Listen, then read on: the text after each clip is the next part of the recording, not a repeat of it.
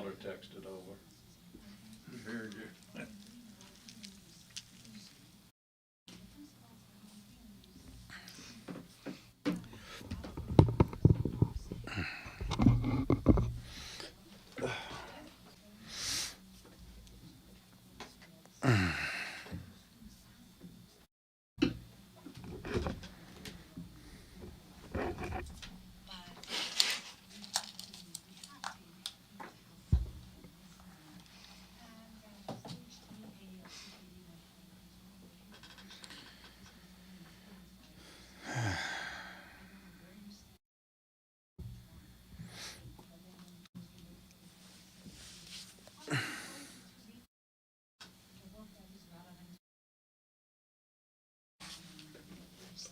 My Dance to Life, which is available on Amazon, and also my latest book, My Daughter, My Dad, soon to be made into a huge movie. My Daughter, My Dad is available on Amazon as well. Interesting. Love you guys. She's got a book made and turned into a movie, she says. In this show. But how can I tell you, America, you don't need to go on dialysis. America, you don't need to be obese. You don't need to be fast. Friend of the shop's just started dialysis this last week. 3 days a week, 8 hours. Oh, yeah. Oh, man.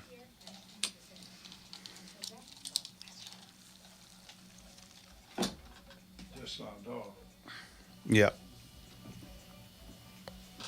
And so she's over there dancing. She dances to this stuff.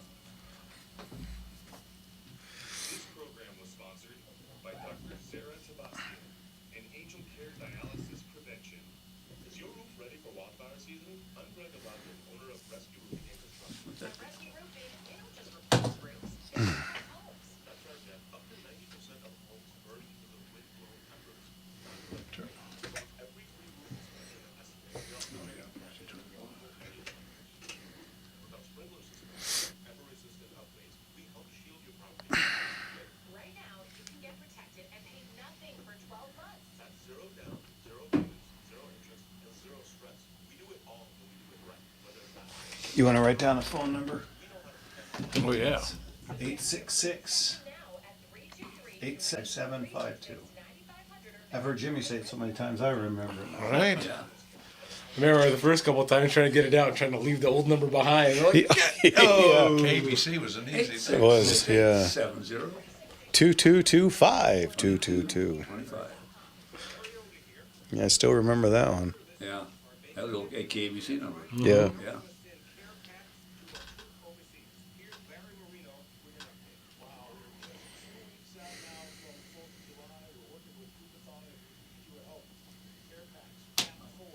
Just popped up. Well, Camino.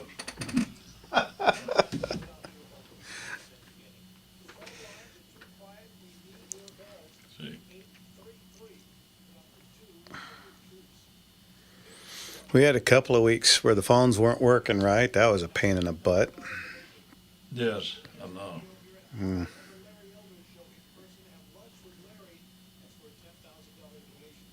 Yeah, you were talking about that last week, I think. Might have Or been. week Yeah. before. Yeah. The conversation over the radio. It is when you plan, you know, when I did so many remotes, sometimes they couldn't get the phones working, you know. Ugh. Remember one time I did a show at Knott's Farm, Ford show there at Knott's then nothing. I'm thinking what to talk about, and I'm sitting in a room. I couldn't interview any of the people because I said, bring some people in there and talk to them. So you got to make a whole list of stuff you can go to. Yeah. all right. I guess, okay, where are we? We are. Cool, I get to look this way, and then every time you talk, and add the two bow. I love this. You don't have a speaker in here, so Nah, just the. I don't know. Those might be speakers. I don't know. I would imagine. This. last time we could hear when we went to break. What's that? Last time we could hear when we went to break, when the music coming on. Maybe Oh, it's on the headset. It's on the headset, yeah. And then this was Dennis Prager's studio for a long, long time, and same with Larry. Yeah, Larry. But now they got another one around down the hall, down by the bathroom. That's like it's a TV studio / radio station. So Yeah, it's all dolled up, great I should lighting. call Larry. I did a movie with Larry, so did it. Probably woke me on this show. I want to come over here in all the traffic.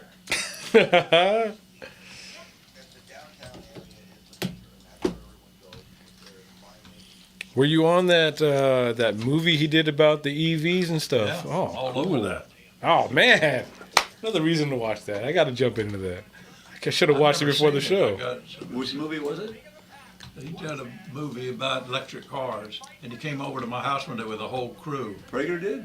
Yeah, no, Larry Elder. Larry Elder. Yeah. Oh, I remember. And so Okay, he came out with this movie, and he was selling the movie, and it's me on it. And I didn't know it. Boy, that time I had him call in, that was a chore. I had to keep bugging him about it, and we got it all set up, and then Leon called in sick, so he had to do it the next week. Larry he had like this 8-minute window where he could call in. We got it done, but holy cow. Yeah. I wish I could type that fast. You know what? I wish I could think that fast. I've been typing for so long, and I'm a one-finger guy. Where my finger out? my dad is a chicken pecker, That's me, yeah. and I'm advanced to 2 fingers and a thumb. There you go. but my mom was like a shorthand reporter, like with that, but she was so quick at typing. So she kind of instilled into us. You guys, I can all I hear you is backspacing all the time. Slow down and do it right. So that's what I had to do after a I while. still don't know where all the keys are. I gotta look. Why don't they have them in order? Don't you remember Home Row? Home row, yeah, ASDF. Hey, this is really odd. Richard's not called in yet. I saw him. It was Did on you- last night. Yeah. Yeah, he was that. He called me yesterday, asked me if I was going. I said, Oh. I wasn't sure I was going. I would have had you come. As it was, we sold out for the first time. oh, good on you. Oh, how cool. Yeah. Huh?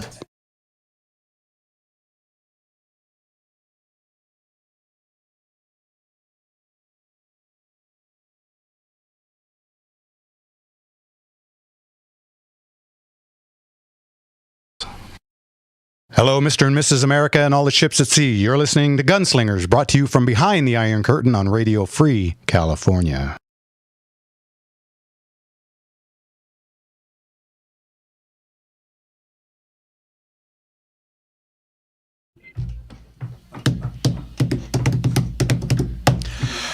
Good evening, everybody, and welcome to Motor Slingers right here on. The Gunslinger and Motorslinger syndicated radio network, people. That's right. It's Motor Slingers, not Gunslingers tonight. That means that we have the one, the only Leon the Motor Man and George the Airplane Man Here in we go. studio with us tonight. Well, good evening, fellas. It's a pleasure to be here with you guys. Well, and as always, it's a pleasure to have you with us. I'm excited every time I come here.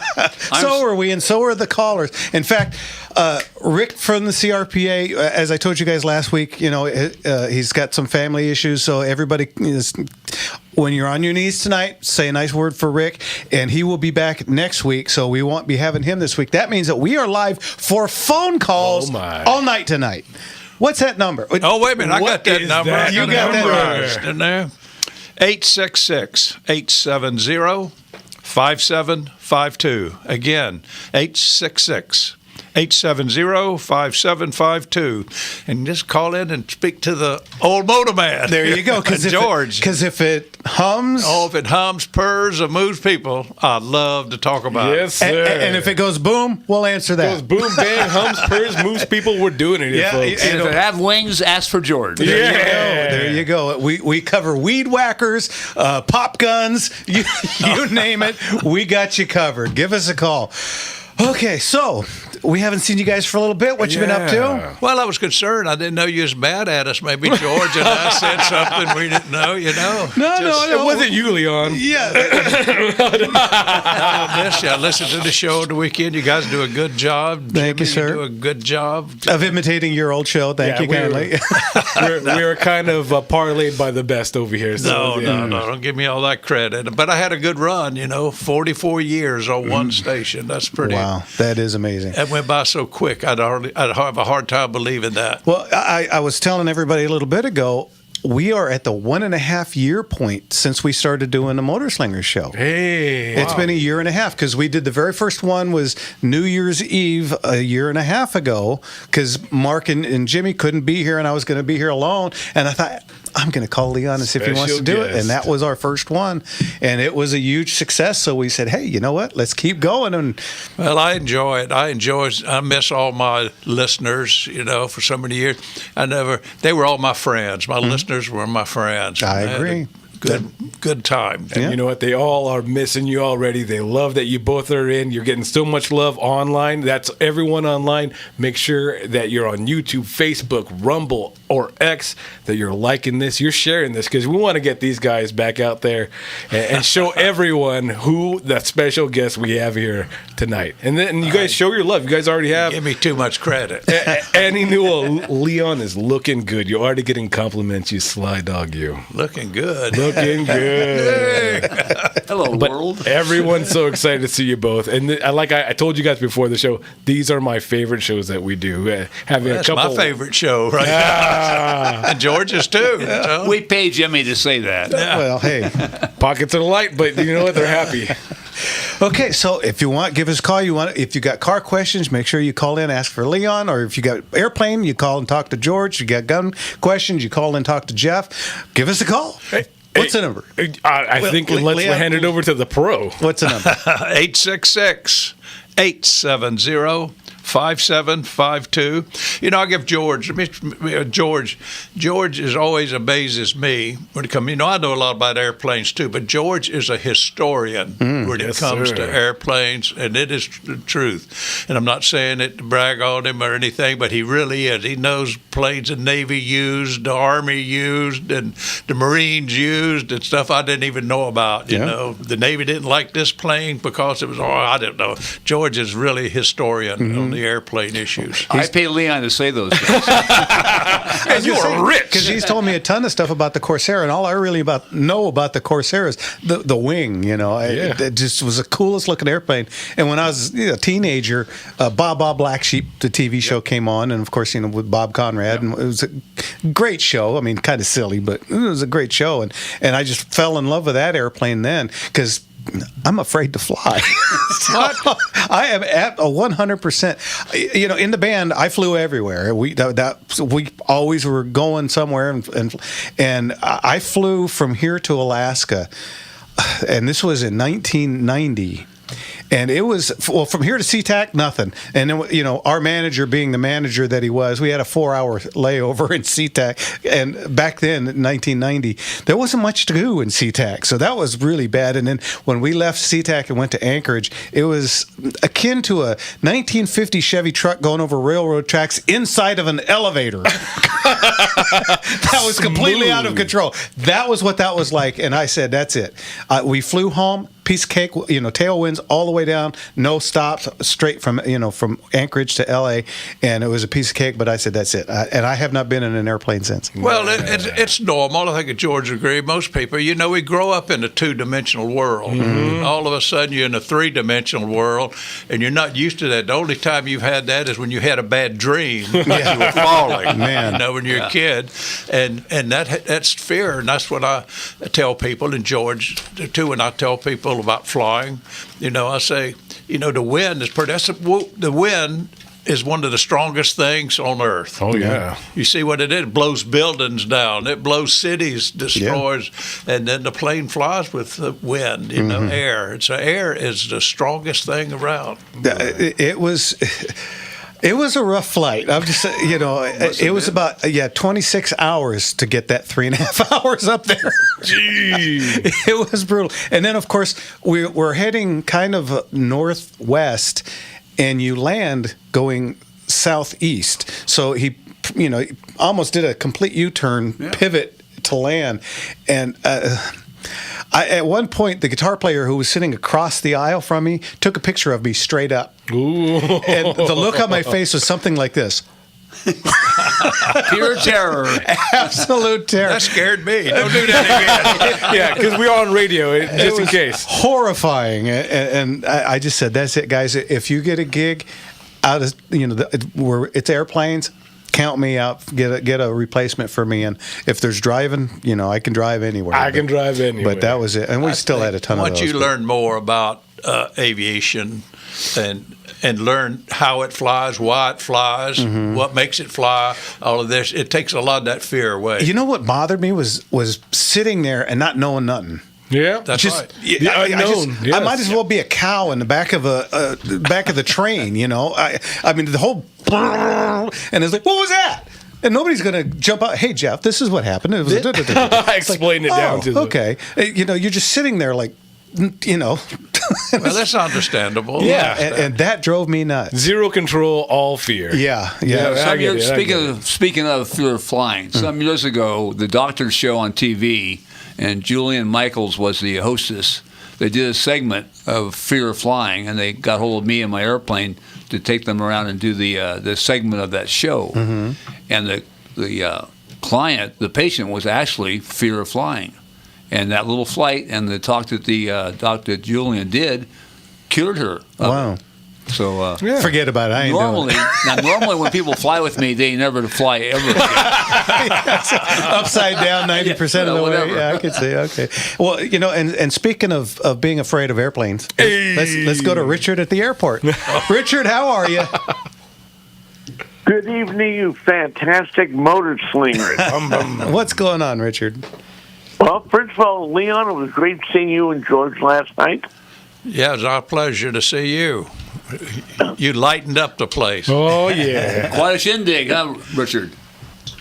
Yeah, I want to mention, a lot of people don't know this, but during forced landings, a lot of people, they break their hands. And that's why when they give you they tell you ready for impact, sometimes they'll tell you to put your hands under your legs. Because if a person breaks their hands in a wreck, they can't do anything. They can't get out of it. They can't help themselves. Wow. So you got to be careful of that. And I tell everybody, like when they're on the airlines, they should listen to what the flight attendants say. They should not be reading a magazine or looking at their phone during that briefing. Yeah, absolutely. Safety first. Last time I flew, there weren't no phones. This show was all about safety first, and yes, absolutely. Right. All right. So, yeah, that. Richard, we only got a minute left. We went a little long. Okay. Give us your joke. All right.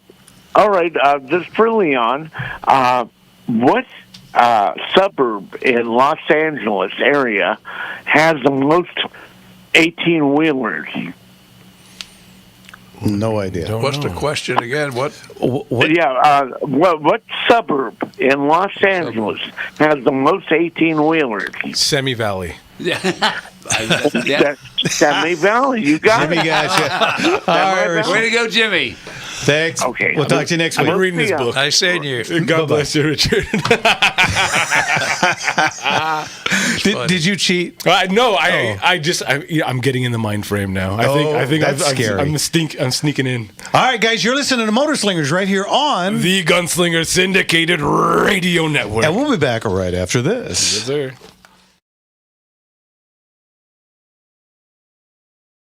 Questions on here for both of you gentlemen, so when we get a moment in between calls, I'll drop those in. How cool. Thank you guys. Keep putting them up. I don't know if you guys can hear me, but if you can, put up your questions and stuff. I'll get to you, Robert. Fred, I see your question. People, yes, if you're wondering why you're not hearing the music, it's because we're trying not to get copyrighted. Yeah, we're just about to be kicked off of Everything. Yeah, all of them because of copyright infringement.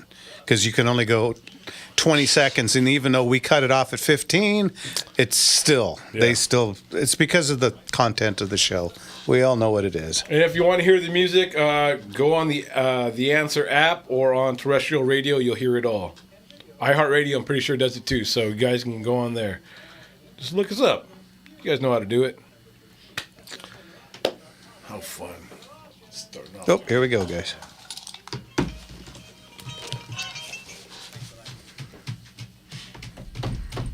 My music. Yeah.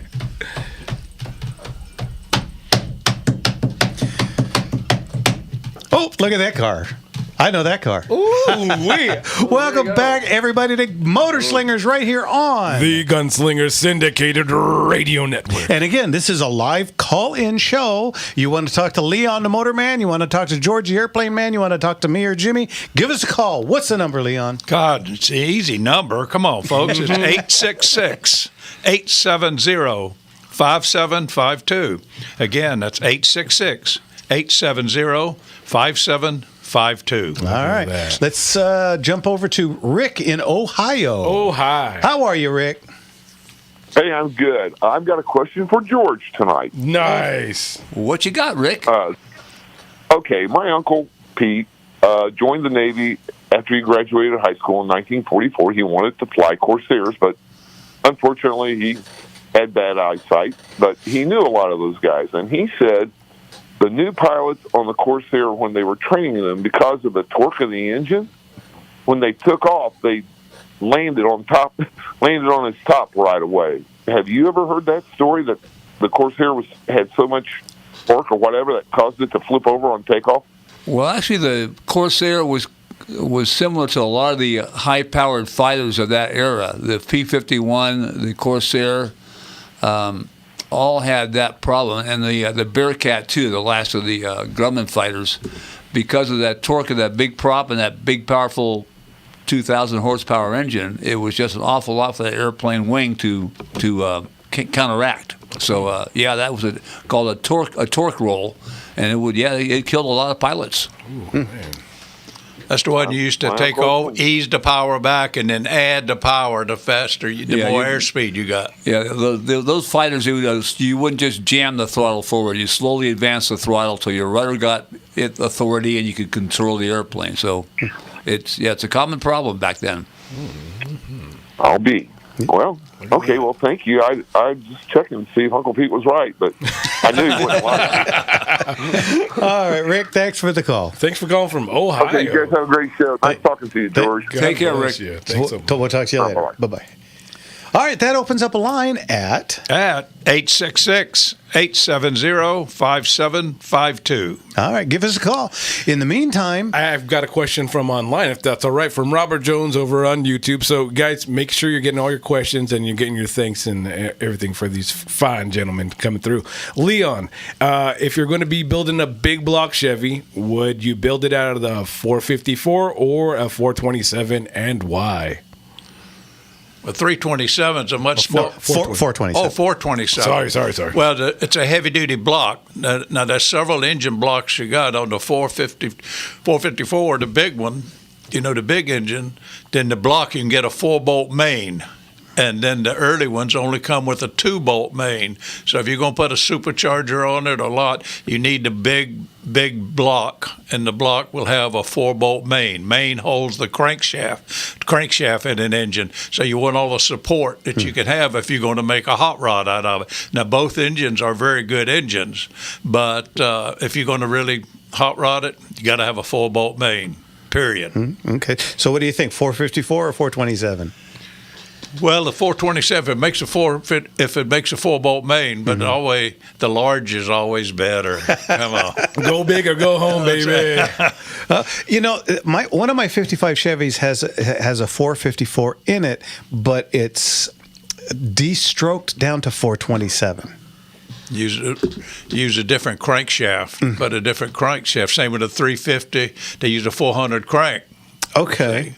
and then they just make the different stroke out of it. So Okay. it's play around motors, but now cars come with so much power. Yeah. You don't need to build engines anymore like that. I mean, Yeah. I really think I mentioned this before, that I think I really started the manufacturers to putting superchargers and turbochargers on cars. Because when I first started on the radio, no manufacturers did any turbocharger other than trucks. I'm talking about for working trucks, but street cars. And every car I had, I've said this before, and that I learned from a bootlegger back in North Carolina. And he says, and I was fixing up cars, putting multiple carburetors on. And he said, you're wasting your time doing that. Just put a supercharger on it, and then the highway patrol will never catch you. That's when you run and boot. Now, I didn't run, folks. Let me make that clear. I never did that. But I used to watch him. I was young at the time, and he said, just superchargers. So I learned that. I still have a supercharged car, and it's a great way to go. Yeah. Well, my truck, I have a Ram 1500, and I've got the V8 in it. It's a 24, and I'm about to trade it in, but they're not doing V8s. They're doing V6s. They get the same horsepower, and it meets the standards for the emission controls. It's actually more horsepower with a smaller motor because of the supercharger. The 4 cylinders now as much as a powerful 6-cylinder. Wow. No. Yeah, it's just, I don't know. There's just something about a V8 that just I agree. Scares me. I don't want to, because I pull cars all the time and boats and who knows what. Well, the F1 engines, the 1600 cc's, and I think they're a V6, but they turbocharge that thing to 8 gazillion psi or something. Right. Wow. Yeah. Well, dragsters will have 5,000, 8,000 horsepower out of a V8, 10,000 horsepower. Wow. I remember Irwindale when they had the 6-second club, and they were only dragsters. No funny cars were doing 6 seconds at that point. Boy, if things change. Yeah, wow. Now less than 340 miles an hour, man. Holy cow. Gee whiz. I take you. The problem with drag racing now, most people that know this is, and the problem that's happened when you accelerate, you got to think of the driver. Now, the driver, you accelerate from a dead standstill for less than a quarter of a mile and get 340, and you got to stop in less than that. And that they put parachutes on it, and so. Don Garlics, he had to retire because the retina in his eyes, he couldn't, the pressure in your brain, your head, your eyes are the only open to your brain, and the pressure from his brain trying to push out your eyes. Wow. The negative G's when you slow down. Negative G's. I was going to ask if you knew Big Daddy Don Garlics. Years ago, yeah. No kidding. Yeah. I don't think there's anybody that Leon hasn't met. Well, over the, and I'm a lucky guy. Yeah. I came out here and loved cars. I started meeting all these people, and writing for Motor Trend magazine, and just got involved. Carroll Shelby and I were friends. Wow. I mean, went out to lunch and. No kidding. And Steve McQueen and. Oh yeah, Steve McQueen. But Shelby was a good guy. Yeah. He always says I have more money than him. I says, boy, Shelby, don't you even lie. I mean, lightning's gonna strike you right now. He says I'd like to come in your backyard and dig. He always had a way about him. Yeah. My favorite quote from him was when Ford went to him with the Mustang. He said, "What do you want me to do with that? It's a secretary's car." Oh, that's a dig. Yeah, a little bit, because especially because Mustangs are such a popular thing. But if it wasn't for the one that the '68 fastback, the Steve McQueen car, I wouldn't own one. I just. No, that made a big hit. Yeah. It's a fastback, the fastback portion. Now, the GT500 Shelby cars, that's a different story. Yeah. Even the GT350, back when, in the 1800s, when I worked for In-N-Out, the In-N-Out kids had, they had a GT350. And they were real proud of that. And before that, I believe they had an AC Cobra with a little 289 in it. And so... 289, and some of them used a 260 small V8, real small. Well, let's jump over to Tom in Temecula. Tom, what can we do for you? Is this our Tom? Evening, Tom. Yes, it's your Tom, the one and only. Yeah. How you been? Long time no hear. Well, got a girlfriend, and I'm batching it tonight because she's got an acute case of trunk derangement syndrome. Uh-oh. Which means I get to listen to you guys. Hey, the alternatives. All right. What's going on?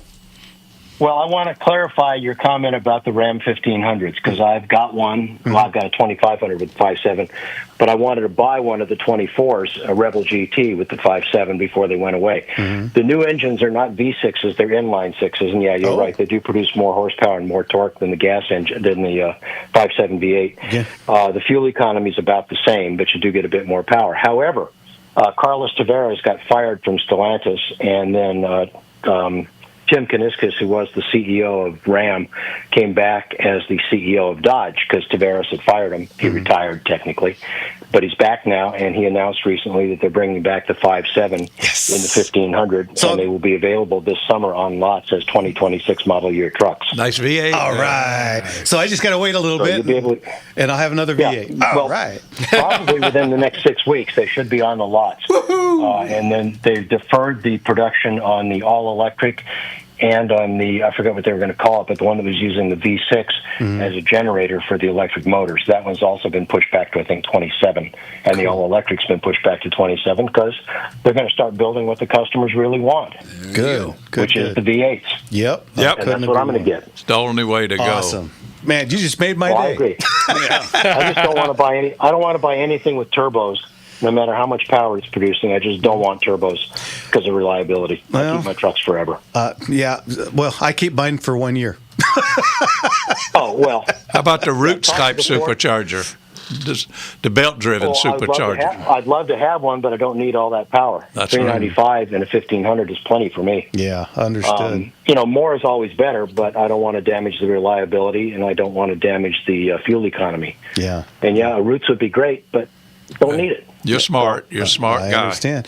Well, Tom, good to hear from you. Absolutely. And I got a question for you. As long as I got on, real quick, go ahead. I keep hearing commercials for the Canic, the new 9mm Canic.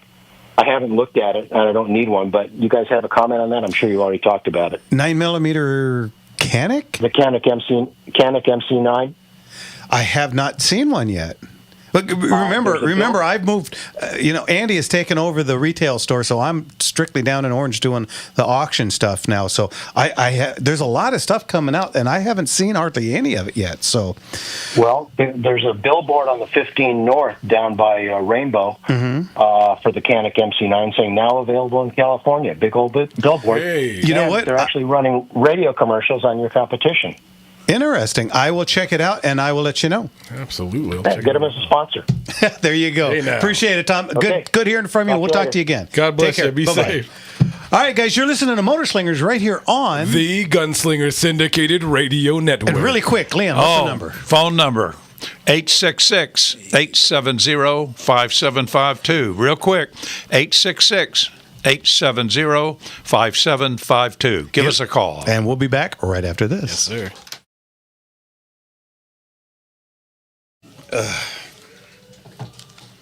I was at a men's conference at my church, and Mike Bucher is a dragster pastor. So he does drag, and that stuff. He was showing a couple of videos, and one of them he kind of went off and almost really ate it. But those things went from 100 in 1 second to 270 by the time he was at the end of the track. Oh. And man, that's gotta be a thrill. A thrill and a half. Gee. With that much horsepower, I mean, you would know it literally pushes the brain back in your head. Oh, yeah. A little bit of pancake. It's an unusual feeling. Yeah, but positive G's are much better for you than negative G's. No. Your body's more, can handle it better. Yeah. Yeah. Negative G's is bad, Doc. Yeah. I was coming home from the shop one day. This was when I was working doing TV, and I had an ABC card. I could go anywhere. In accidents and things, show my card. Mm-hmm. And there was a plane crash on the way to Mulholland, where a guy just run straight into the mountain. Ooh. And so I was able to stop, and I showed my, news card, and went over there to see the plane, and on the dash was all brains. Yeah. Just, man, you hit solid, yet nothing comes out. That's what Don Garlick's. I meant to talk to him, does he close your eyes or something? He really, it's really bad. I don't know how that girl does it now. Lady, 340 mile and stop in no time. So that's Yeah, you have too many open surfaces on this side, not so many on the back side. Yeah. It probably won't be long before they're drone driven. everything. Yeah. My car is all electronic. I mean, it's an amazing car. I am so happy. They're coming back with a V8. Look at that. And soon. Yeah, I was surprised how quick they're going to be on the market. Well, Of course, all this stuff was there. It was just turned off temporarily while Yeah. with the electronic BS. One of these shows we have to get on that Jim Croce song, that Rapid Roy. oh, okay. Stock car boy. Every time Leon mentions stock car and rum runners, that comes right in my head. It's not a holiday weekend, right? Phones are awful quiet so far. I think everyone just loves the banter. They love hearing these voices right here. Just want to hear Everybody's off. Phone's not lighting up. And if you have Not yet. especially because they've already kind of dropped a couple of hints about that they want to talk. If you have anything to say about the B-2 bomber, Little old lady from Pasadena. go Betty go, Little white gardenias. go Betty go. But parked in a rickety old garage is a brand new shiny red super stock Dodge. Welcome back, everybody. Look at that. There's another Dodge. Look at that. Even the little old lady in Pasadena has a Dodge. Go figure. Okay, we're back with Leon the Motorman, George the Airplane Man, Jimmy, and me. Give us a call. What's the number? Number is 866-870-5752. Again, folks, just write it down. 866-870-5752. Yeah. You got questions about cars. You got questions about motorcycles, weed whackers, Airplanes, boats. boats. That's right. Boats. Come on. Or anything from pop guns to 50 cal Barretts. Give us a call. We got you covered. And if you guys are online, if you're watching us on any of the streaming services, on YouTube, X, Rumble, Facebook, make sure that you're liking it. You're leaving your comment, your question, because I'm going through them all. I'm trying to get as many of these questions. A lot of it's just giving high praise to these gents here. So Well, I think a lot of people are too intimidated to call in. I've got a question that was asked me. I was at a place, I may have mentioned it to George. So, George, if you know the answer, don't mention it, because I may have brought it up. I was at a restaurant talking to a lady there, and we got talking, about, and I says, I've probably been asked every question there is about automotive. She says, I've got a question for you. I says, okay. She says, when did they start doing two-tone paint jobs? And I did what you did. That's a really good question. That is a good question. When did they start doing? And how it started? I was at a restaurant, and the waiter had a 1938 Buick. And if you go back all the way, what did Henry Ford say? I'll paint any car, any color, as long as it's black. Remember? That was Henry Ford. Yeah. And so this 38 Buick was a real shiny black this guy had. It was a real collector's item. And 38 Buick. And then I got to thinking, and she asked me that question. So I know I got the answer, but I want to see what you guys think. In a Chevy, I can't think of anything two-tone until a 55. And 55s, a lot of those were two-tone. The 54s, is it 53? Oh, 1950. Okay. Is that the right answer? Yeah, probably 51. And I Okay. was trying to remember. 51 had a Crown Victoria Ford, and Okay. it had just a tan section in the side of it. It was a two-door hardtop. Okay. And then Chevy, 53, 54, the 50s. So the answer is 50s. Yeah. Now, when did they stop doing two-tone paint job? That probably only lasted for my Corvette, of course, is light gray and dark gray. But I mean, with the fancy, like Bel Air, then did. So it was an excellent question, and I couldn't answer it. Well, I get asked all the time, what is my favorite gun? And right? That's a tough one. I mean, because it just depends on my mood. Well, people ask me that, what's the favorite car? And, Yeah. you know. I was going to ask you that, actually. You probably get to ask that a lot. The car I have now is my favorite. Oh, see, that's kind of me. The gun I have in my hand at the time is kind of my favorite because that's why I'm shooting it. Well, we think about it all the time. It's like, what are you going to be doing with it? What is your intentions with what you're driving or what you're shooting at that moment? Well, electronics, and the reason George probably heard me say this is I've always had to have a nice car for dating, you know, a nice car to take a trip. Oh, yeah. Then I always had my hot rods, you know, I'm a muscle guy. I wanted a fast car. And I got a car now that's 5 cars in one. I was telling George about that. It with a click of a button. Right now it says on, you know, just comfort. You make one click and the steering changes, the transmission shifts different. You make one click more. Now the exhaust opens up. The transmission changes, the steering changes, it handles different, handles like my Corvette. No kidding. And then the next click is full-on race. You shift it yourself, all in one car. I mean, technology just as leaps and bounds over these last few years, especially. Yeah. Do you want to tell people what car it is? It's an AMG Mercedes GLE E63. G63. It's a V8 twin turbo, but it's electric assist. So electric small battery. Nobody even knew it when I bought it. I didn't even know much about it. But electric comes on just till the turbo lag, so it takes off just like an electric car, just really fast. Very cool. It's so comfortable. So to me, it's easy to get in and out of because I needed to start getting into a SUV. You know, it's hard for me to get in and out of the Corvette and stuff, but it's just an amazing car, AMG Mercedes. I mean, I'm sure other cars, maybe BMW has that, but I didn't know it even did all these things, and it's all by electronics. That's why, you know, it's a put-around car. Fast car, how you want it, just by a click. Oh, there you go. That's by a click. Well, it's just absolutely, and all the cars are electronic now, and it's just absolutely amazing. Yeah. Okay, favorite gun. Got to go with 2 categories, rifle and handgun. Rifle, I think, is probably the M1 Garand. And then for handgun, of course, the Smith & Wesson Model 41. Oh, reliable. Never malfunctions and never misses. That's got to be something to say, right? Yeah. If you have never had a problem with it, like if you've never had a problem with your favorite car, it'd probably be your favorite for a reason. The Model 41, especially the era I have, was all handmade by, I think it was 3 guys at Smith & Wesson in the Performance Center. And they all were made by hand by these couple of guys. And mine's late 50s, early 60s, and boy, what a shooter!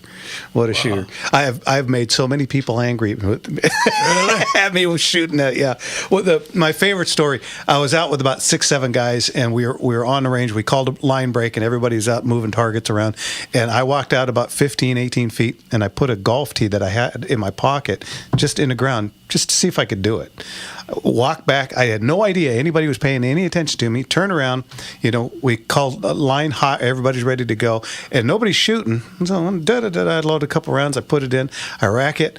First shot. That golf tee disappeared, and I got called about 10 different names. You dirty rock! You know, trying to show off. It's like I had no idea. I just wanted to see if I could do it, and it did it. So. The Smith Good & Wesson. for you. Yeah, thank you. The Smith & Wesson 41. You an expert. Yeah. All right, let's see. Let's get to Butch in La Habra. Butch, what can we do for you? Hey, Motorman. I'd like to tell you about my 70 Chevelle. All right. I had it for over 30 years, working on it here and there. That's a hot car now. That's a hot car. They're coming very popular. Beater. And eventually, I put the 350 in it. And put a transmission, a B&M 350. I put a posi rear end in it. It's a 10-bolt posi. You said B&M. That's B&M transmission. So people to know they made it. That was a hot tranny back in them days. Right.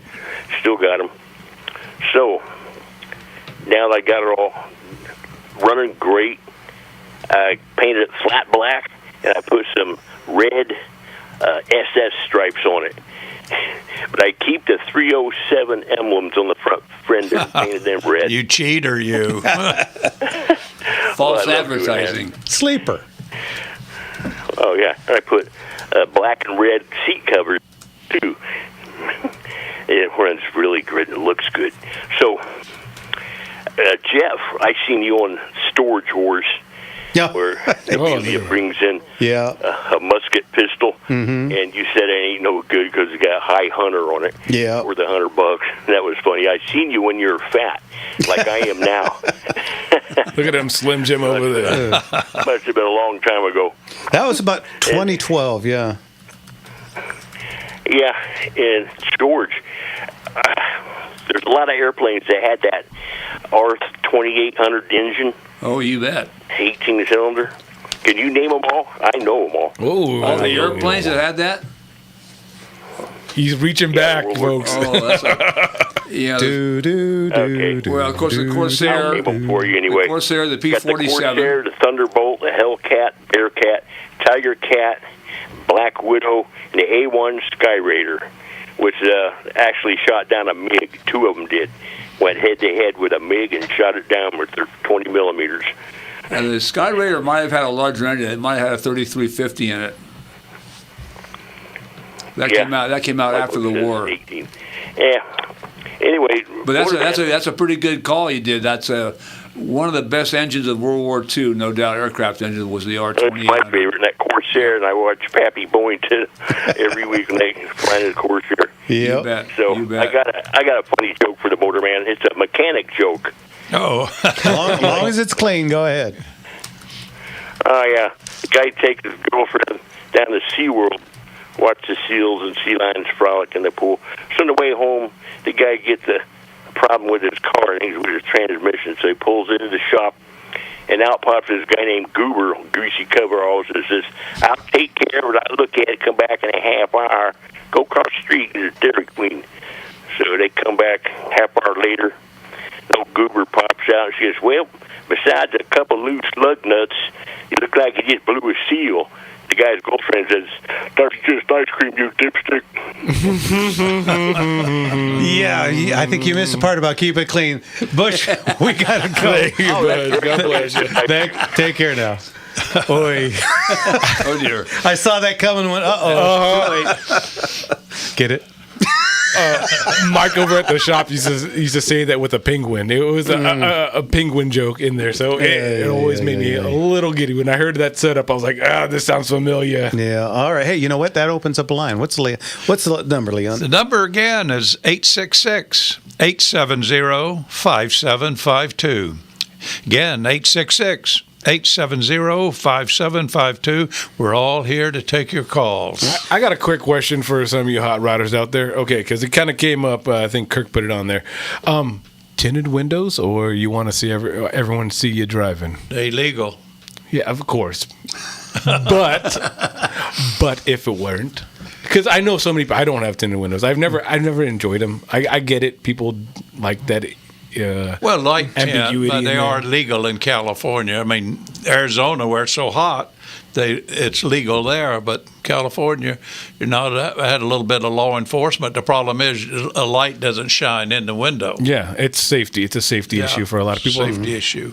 You know, I don't have tinted windows in any of my cars. Yeah. Except, I don't either. yeah, It's factory tinting on the newer ones, but that's it. Yeah, it's kind of an odd thing that, especially because you know that they're already illegal, and then people put them on and get up in arms about how did I get them? Well, last weekend, Leon, I went to a hot rod show over at the Highway 39 Event Center, and I drove.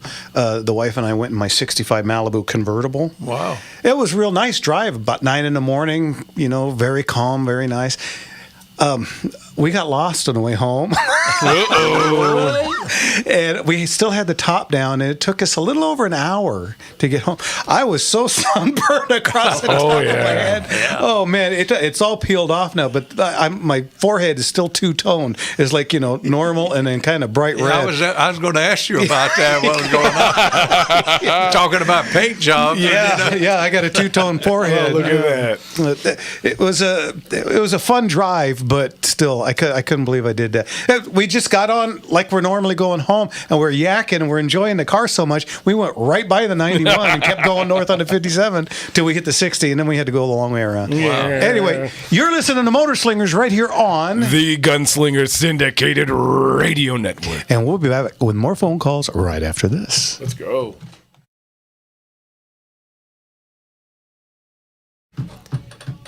Is that Linda?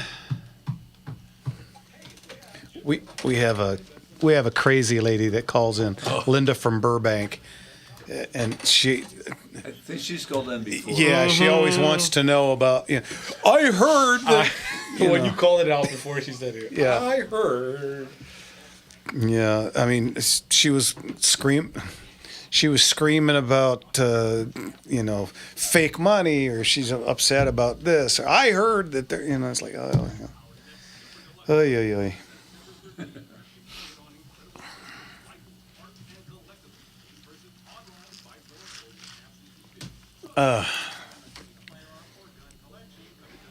Yeah, that car of mine, I didn't even know it. I mean, just a click of a button, the completely different car. Wow. Click of a button, just complete. I'm talking about not the same car. It's just a different. The steering changes, transmission shifts different. Everything about it changes. That hot rod Lincoln. Perfect timing. Rod Ray said Morning Mercury was setting the pace. That story's true, I'm here to say, because I was driving that Model A. Woo! Oh, we only got 20 seconds. We better cut that short. Welcome back, everybody. Motor Slingers right here on the Gunslinger Syndicated Radio Network. And that means that we are here with Leon the Motorman, George the Airplane Man, me, and Jimmy. Give us a call. What's the number, Leon? God, the number's real easy. Number 866-870-5752. Again, that's 866-870-5752. And we're here having a good time. Absolutely. Come and join us, folks. Really quick, one of the gals from the Orange Shop is a big fan of yours, and she had to have a big surgery. So do me a favor and wish her well. Her name is Annie. Annie, God bless you. Get well real soon. I need you. There you go. Because he's going to come down and take me to lunch one of these days, and you finally get to meet him. She called into your old show before. Really? She called into our show when you were on one time. So. She single lady? No. Her husband works for us, too. Two of the best, the best pair that I'm trying. Make it lunch, not dinner. Did you hear that, John? I stood up for you. Okay, let's get to Lynn out in Cyprus. Lynn, what can we do for you? Hey, everybody. Good to hear Leon. We love you over here, and we miss you on the radio, and I'm so happy to hear you tonight. Thank you, Lynn. I miss you as well, and all my listeners. Oh, man, I learned so much from your show, and now I'm like, darn it. I have a really old Honda Civic, and I can't call Leon. Anyway, so I have a question about that. But also, I wanted to tell you guys, how much we love the Beach Boys. And with Brian Wilson's passing, Saturday they had a paddle out at the north side of the Huntington Beach Pier.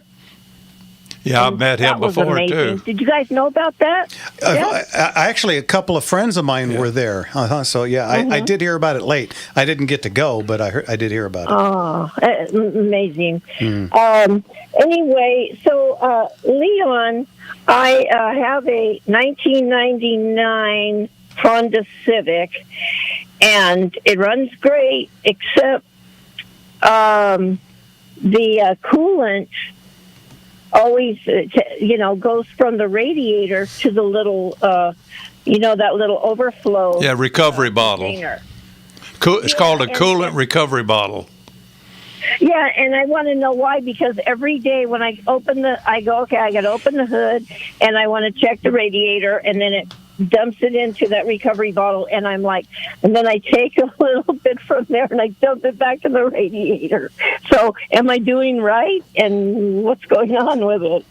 Well, the purpose of that is to keep your engine clean inside. The coolant recovery bottle stops all the rust, all the corrosion from being in your engine. As the water in the radiator heats up, it expands, and goes into that coolant bottle. Then when it cools down, it sucks it back into the radiator system. So therefore, since there's no air in your radiator, there's no rust. Years ago, before they did that, you'd get rust and clean up and ruin your radiator. But now if you have a good coolant bottle, now what's the question you were going, well, I do every day. I notice, I always look at the radiator, and I notice that it has put I use that coolant, that green stuff, right, and it fills it up in the recovery bottle. So I thought, I better dump a little bit back in the radiator so my car doesn't overheat.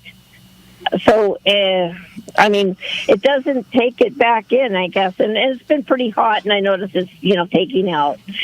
Well, have you ever every day. Are you able to take the radiator cap off of the radiator? Yes. Is Yes, it, in the morning when I go to drive, I'll just take the radiator cap off. And is then it I full? Is it full? No, it's always low, and then the recovery bottle has the coolant in it, and it's usually kind of low, and I don't want it to overheat. So well, you may have a leak somewhere that's sucking in the air, and it's not going back and forth. There's some air in your cooling system. Do you have any heater hoses been replaced or anything of this nature? No, radiator hoses? Not recently, but what about that exhaust manifold thing? So well, if you're losing coolant's one thing, but you're not losing it. You just say the coolant bottle stays full, but fill up the radiator all the way. The radiator should be full all the way. No space in there whatsoever. Oh, okay. Okay. And then it goes back and forth to the coolant bottle, and it stays full all the time. Because in the morning time when I go to drive it, it's low. The radiator's low, and I'm afraid it's. Then you may have a bad radiator cap. Let me mention that. If you got a radiator cap, I put about 6 months ago. I put a new radiator cap on. You got to make sure it's the right one for a coolant recovery bottle. Oh. Because if it just leaks air in it, then it doesn't bring it back and forth. I don't think you got the correct radiator cap on. On the radiator? Or yes. That's got to be completely sealed. It's a special cap. It's a different cap than on a regular older car. Oh, okay. Because I think it's one of those regular ones, like on the get other a cap. cars. Get a cap that's made for that particular vehicle. Period. Okay. And keep fill the radiator all the way up to the top, and it should always stay full. You shouldn't even have to take the radiator cap off. Okay. You'll see that coolant bottle raised and lower all the time. It's a good thing. Well, it's one of the best things they did to a car, to an engine. I will do that. All right. And thank you so much for the call. And I got to ask you guys, do you always kick Mark out? When Leon comes, Jeff? Well, I always like, where's Mark? Well, I think maybe there's not There's enough only so room for many y'all. chairs in here. Yeah, there's only so many. There's only 4 mics in this room, and Mark actually had a gig tonight, so he missed last week to a gig, and he was at a gig tonight, so that's one of the reasons he was not here tonight. I'm missing him too, and I'm telling you, every time Leon comes, I don't hear Mark, and I think there wasn't enough room for all you. Well, he wanted my chair, and I'm not going to give it up to him. He says, "Get out of that chair." Lynn, thanks for the call. Thank you, guys, and good talking with you, and thanks, Leon, for all your help. Thank you. Love you, Lynn. Bye-bye. Thank you. God bless you. Yeah, we do hear that. Where is Mark? Mark had a gig tonight, so he's off to a nap. But there's only 4 microphones in this room. 4 mics, 4 chairs, and we're running, and we're sharing the camera too, folks. So. There's only 3 cameras. So but anyway. My 32 Ford. Now, hot rodders don't call that a what did you call the coolant recovery bottle? Yeah, hot rodders call it a puke can. I never heard of that. Oh, well, that's all I've ever known it as. Now, my 32 it's got a chopped radiator, and it's got a little small block Chevy in it, but I've got a real nice coolant recovery can. There we go. That sounds so much more polite. Is it the long cylinder type? Yeah, it is. And oddly enough, it tends to overheat. And last time I took it out, I brought it out and I opened up the radiator and it was to the top. I said, okay, cool. And then I opened up the reservoir. The recovery. Thank you. Yeah, I opened up that and it was bone dry. And I thought, So I put a little bit of water in there just cause, and it ran great. I had no issues with overheating, and and I was driving and stop and go and went around town and. That coolant bottle will go up and down. Especially when it's cool, it'll be low. When it's hot, it goes up as the water expands. Yeah. Okay. So, well, go figure. But when I first got that car, it was a fenderless highboy. It's a real 32. It's not a fiberglass car or aftermarket. It's a real 32. It had a 283 out of a 57 Corvette in it, and it literally had at the top of the radiator, it had a little rubber hose that came down and it went into an old beer can with, remember the church key openers, the little triangles. It had little openers on each side, and the little picture of the guy on the can looked like Curly from the Three Stooges. I still have the can, and it's all rotted out on the inside. Those days, what happened is that overflow tube was that's all it had in years past. The coolant recovery bottle didn't come out till late 70s, right. And so that. He put that can on there so it wouldn't mess up his garage or something as the water expands. Because in the older days, when they didn't have that, you always had to keep the radiator 1 inch lower than the cap. If you fill it all the way up, it's going to go in that can. There you go. It has to be. That was an old saying because everybody filled it up. And they wondered why it leaked in my garage because it expands. It pushed it out. It had to be 1 to 2 inches lower than the radiator cap. Compensate. There you go. Well, there you go. And live and learn. The story of a puke can. You're listening to Motor Slingers right here on the Gunslinger Syndicated Radio Network. And we'll be back with our second power packed hour with more phone calls for Leon, George, me, and Jimmy. We'll be back right after this. She did a funny call. That was kind of neat. She's called in before. She's aware of what's going on. Yeah. Yeah, she's not. There's my 65. All right. That's yours? All these cars Kevin's been putting up there all cabs mine. on it? Yeah. My pop worked for the Herald Examiner. He was a printer. And at 65, 66, we used to, we had the house with the pool and new car every other year, family, and we lost everything because the Herald went out on strike and they never settled. And back then they had, union busters, and he got tangled up and he ruined his back and he never went to work again. So we went from that to the townhouse apartment, and we had that car forever. We never got another new one until he passed away, and then my mom traded it in on a Datsun B210. Oh, wow. That's Everybody good? Anybody need any extra water or anything? I'm going to get myself a water. I'm okay. You put a little more in here, please. You here? Yeah. That's why I get it up. Yeah, I'm trying to find different cars to go out at each break. Just stick to the theme.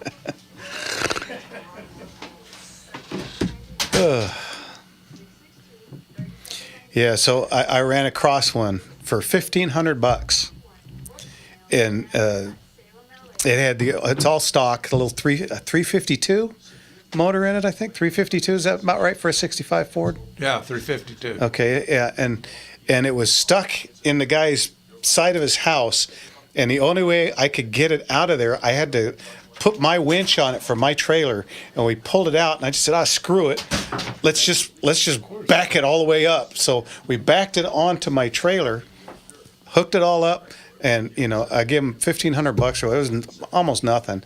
And I drove it home. I got on the freeway and I hit 50 miles an hour, and because the motor was in the back. Oh, yeah. Holy cow. Squirrely Dan. Yeah, that scared the. What'd you have in the back of a Chevy?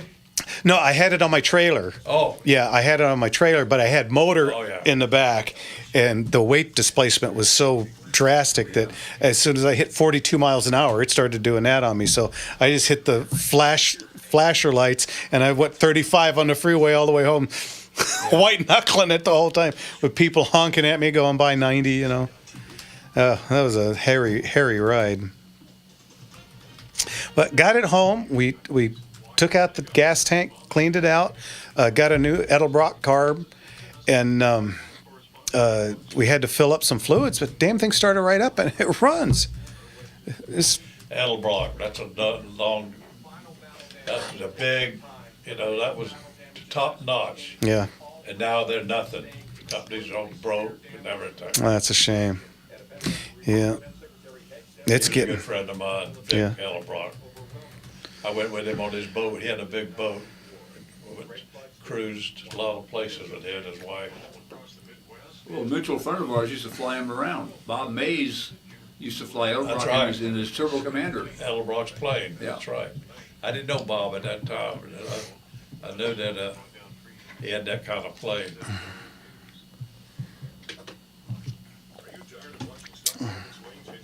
Leon, since that last question kind of came down to something like maybe she didn't have the more specific radiator cap, how Yes. often do you see that where it's something that small where it needs to be more specific to the automobile? Well, if somebody goes into a parts store and don't know, just gets a radiator cap, some of them are universal, but you gotta have one that is sealed for coolant recovery. So it'll vent itself over, and then as water cools off, it sucks it back into the radiator. So it's got to be specially ventilated. Now, for radiator that. cap does have a relief valve, so if you don't have that, where it'll boil water out of it, spit out when you're overheating. No. But that was a big confusion for a lot of people when the coolant recovery bottle came on. Nobody really knew what that was for. They thought it just carried extra water to cool the car. It actually it was only put on to protect the engine from rust and corrosion. That's the only reason. Yeah. Well, yeah, it's Nothing protected. to do with cooling system or nothing. Just to keep that excess air out, so Keep you air do. out of the cooling system. That's when rust and corrosion set in, and freeze plugs would rot out. Yeah. I had a radiator guy for a long, long time, and he said he didn't like antifreeze. He wanted water pump lube only. Yeah, a lot of people did that. Yeah. I mean, Barge leak had water pump lubricant. It was white. yeah. Yeah. Yeah, because we don't freeze here. So he said, "What do you need antifreeze?" Well, antifreeze cools better. Yeah. It's thinner, so it dissipates the heat quicker than regular water. And it does protect your engine from rust and corrosion. And stuff. But that barge leak does the same thing, except the water's thicker. That was my next question. You got some compliments on the new commercial that we put out? Oh. 3? Thank you, Baguette Lady. Baguette Lady. That's her call sign. That's her call sign. That's her handle.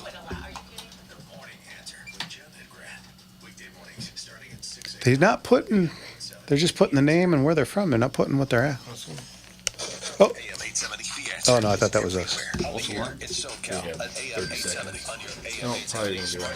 The advantage of modern technology. Yeah. Now on Amazon and Google Home speakers.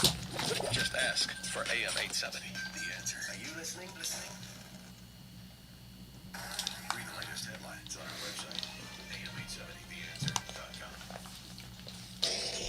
am870theanswer.com. There we go.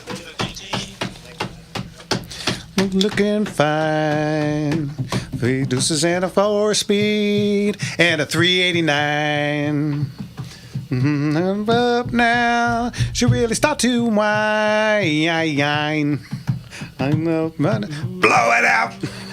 Welcome back, everybody, to Motor Slingers right here on The Gunslinger Syndicated Radio Network. From San Diego to San Francisco, from LA to Phoenix to Vegas, we got you covered. And all over the internet, folks, the second Wait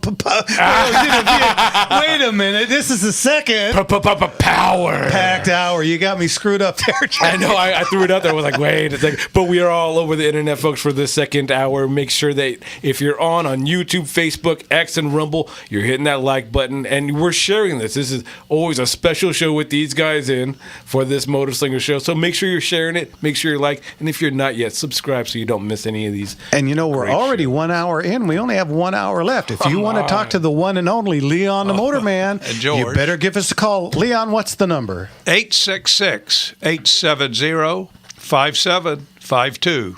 One more time, 866-870-5752. Give us a call. All right, let's get to Robert. He's been waiting a while. Robert in Sherman Oaks. Robert, what can we do for you, sir? Good evening, Robert. How are you guys, you gunslinger guys? Hey. Jeff, Jimmy, Leo, and George, Look at that. the airplane guy. How are you guys? You guys are awesome. I have a question for Leo. I called a couple months back. I have a 1934 Packard that I have a cylinder number 7. I have a problem with it. Unfortunately, my guy, I don't know if you know Mark Ballerini in San Diego. He's retired. Is that a straight 8 engine you got to that? Yes. Flathead And straight 8. And I need, because I'm not a car guy.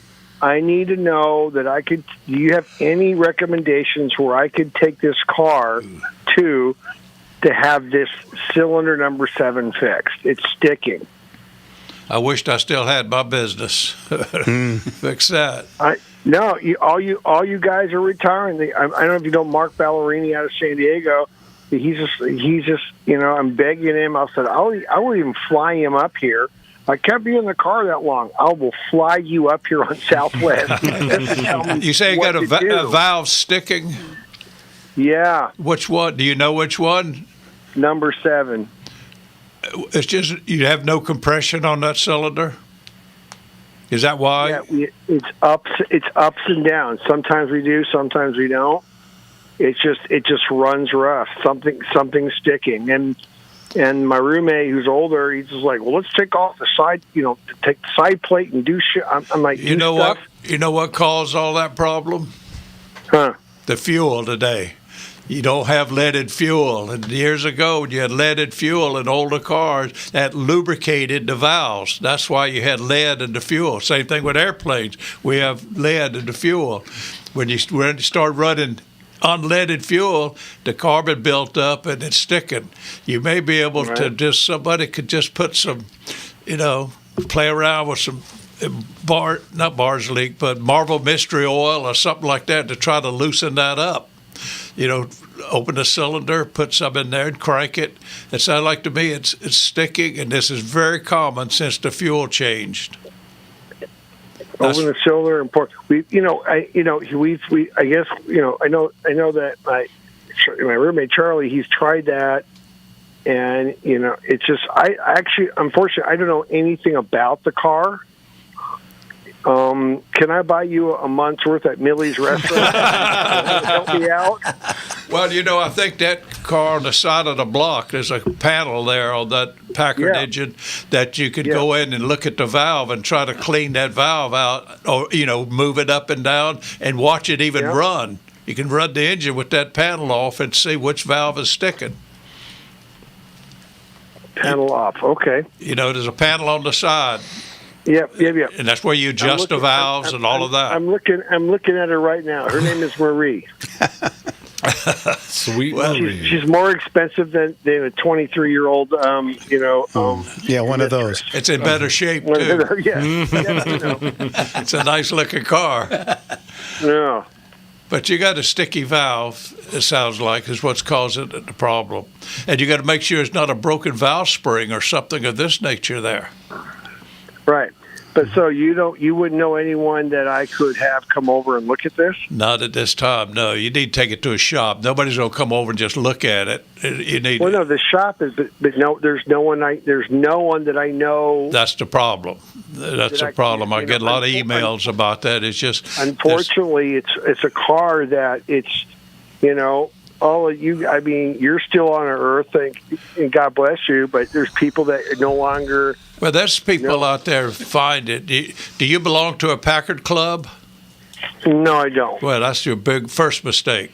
Anytime you have a collectible car like that, you should join a Packard club. Cost about $10 to $20 a year.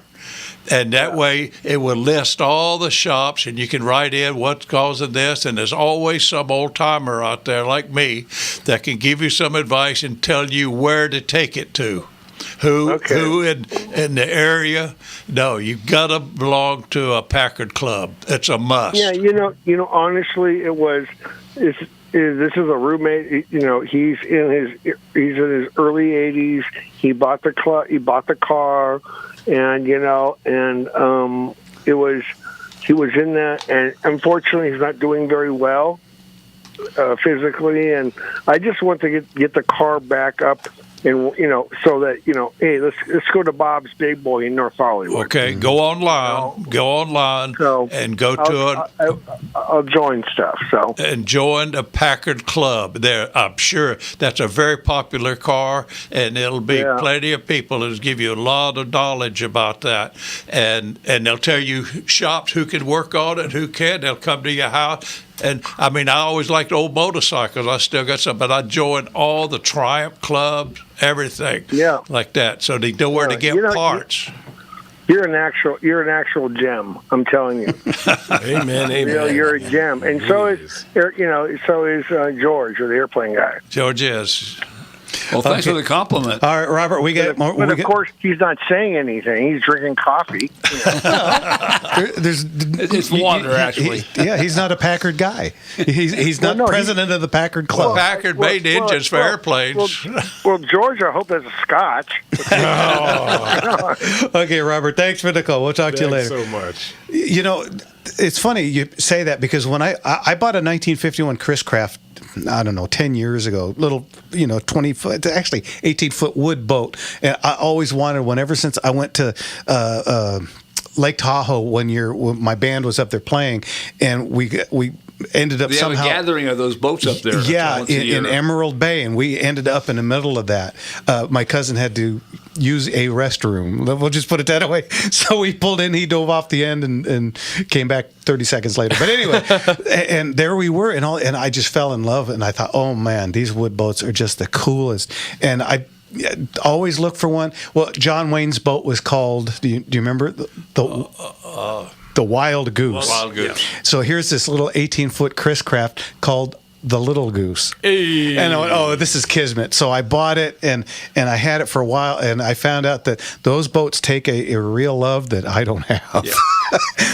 I don't have it. No time. Oh, man. Yeah, they are. They're worse than owning a restaurant. I mean, they're a 23.5 hour a day kind of thing. And that's right. But you know how I found out most about it was I joined a couple of clubs on Facebook, Chris Craft clubs, because what everybody does now is they cover the bottom, because wood boats will, the wood dries and it separates just like old timey boats. That's right. And so you got to learn how to do stuff. And what they would do, they had the specific kind of layering that they would put on the bottom. I thought it was fiberglass, but it's called like T50 or something like that. It's like a varnish, a shellac or something. Yeah, but it seals it right up to the water line, and you have no problem. Oh, that's a big job, a wooden boat. Oh, hey, just because everyone online, because our online audience is so incredible. We have a gentleman you might know, Mr. Lance Kaplan, on there, but he said he wanted to make sure you put out for Moyer's Auto Service 714-549-8131 for the Packer. You mean my motor boys? I believe so. The old motor boy on there. But yes, we also have over on Rumble, Hendo put up packerclub.org and forums.aaca.org. You have people out there willing to have, especially the lineage of the motor man. You have the motor boy out there. There you go.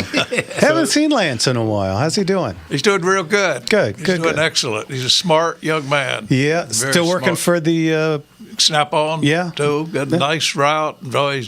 And he knows a lot about, vehicles. He worked in the shop. He's a manager's shop. He worked as a mechanic. I mean, he's really a sharp guy. Yeah. It's really cool to see him stop in. I love gathering other We'd like to get a Kaplans. radio show, just Moto Man and Moto Boy. Hey, dynamic duo.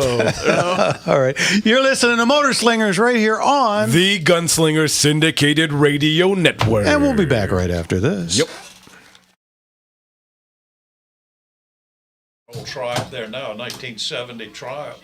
And nobody had it. I joined the club. God, I wanted to restore it just like new. God, I got in there. They told me where I can get new wheels. Had been sitting outside for 20 years. I got everything on there brand new. Where to get the gauges done, rebuild them. Guy in Ohio, I sent them back there. I mean, you got to join these clubs. Yep. Well, I just learned. What is that? Somebody called in and said, I know a guy that does 35 Packard repair. It's Dodge Automotives in Granada Hills. Okay. And Okay. and Robert's in Sherman Oaks. Okay. Well, I'll bring that up on the Okay. when we come back. That's the name and I don't know if you want to give an address, but they're in Granada Hills, so it's Dodge. Ask RJ instead of just putting a name and where they're from, what they want. He's not putting. He's being lazy. Yeah. You know, Brooke, is she?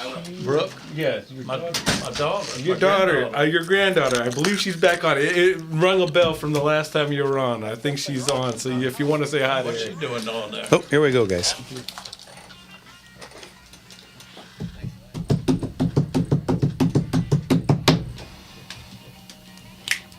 The guitar intro that started a million guitar players right there. Welcome back to Motor Slingers, everybody, right here on The Gunslinger Syndicated Radio Network. And for Robert that just called in, Dodge Brothers Automotive, here's a phone number, 818-360-5581. They're in Granada Hills, which is close to where you're at, and they do work on that car. So give them a call. What's the name of it?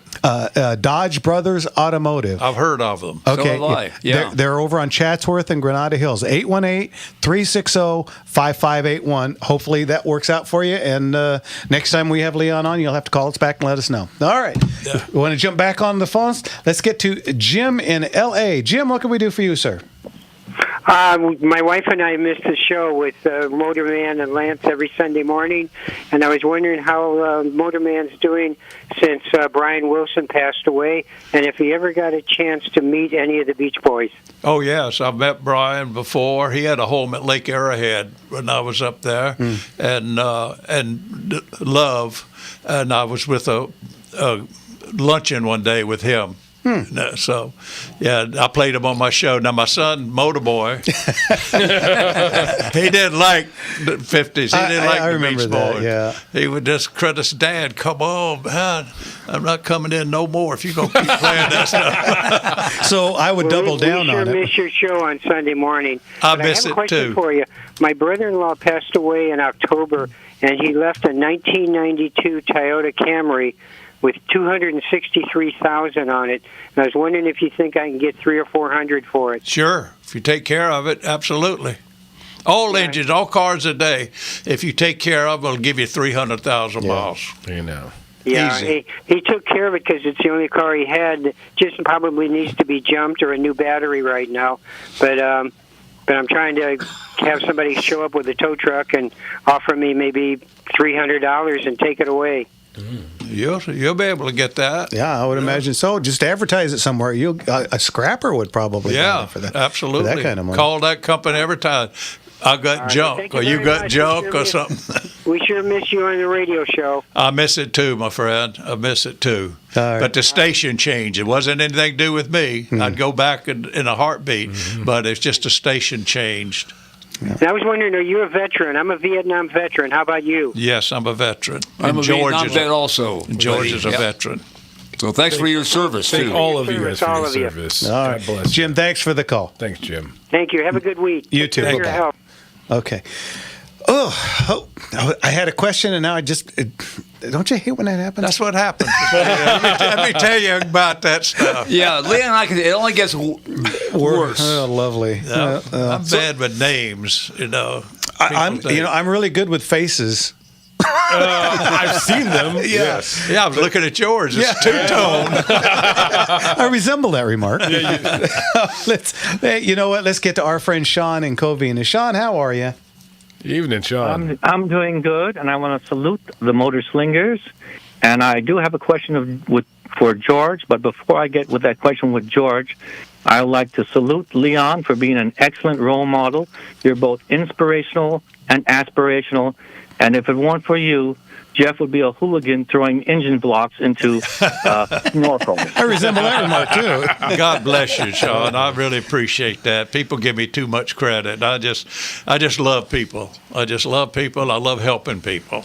It's all been my whole life, and I love what I do. You know, loved all about motors and cars, and went to college about the cars. And my son, Motor Boy, went to the same Lance. They went to the same school. We all followed in my footsteps. Okay, well, thank you. Now, Mark's not here, but he has a question for George, and I'm going to relay it. And if we have time afterwards, I would like to ask George a question about the B-25 Mitchell. But during World War II, the early part of World War II, the British were using 8 303 Brownings in their Spitfires and their Hurricanes, and he was wondering why when they could have used the 20 millimeter. I want to see if you concur with my theory.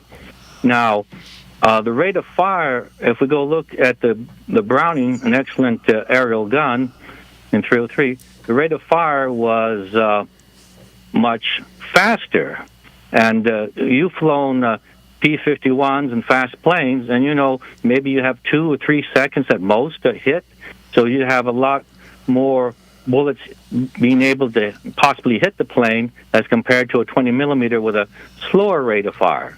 And then, of course, my other theory would be logistics. The British had a lot of 303, and it was easier in logistics, and less 20 millimeter. Probably the 20 millimeter they had was probably for the Navy for anti-aircraft. And then we go to reliability.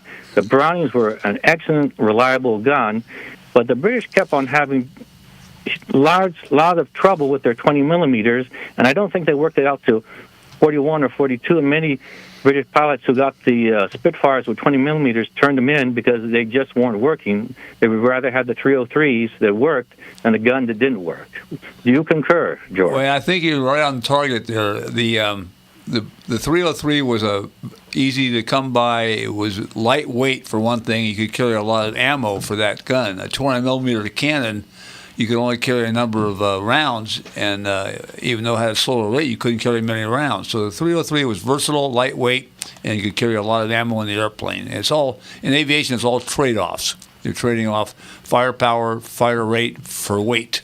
So that was a big part of it. Okay, thank you. Now, I also understood you used to fly P-51s and the B-25 Mitchell, correct? I've got over 1,000 hours in the B-25 Mitchell. Wow. Okay, excellent.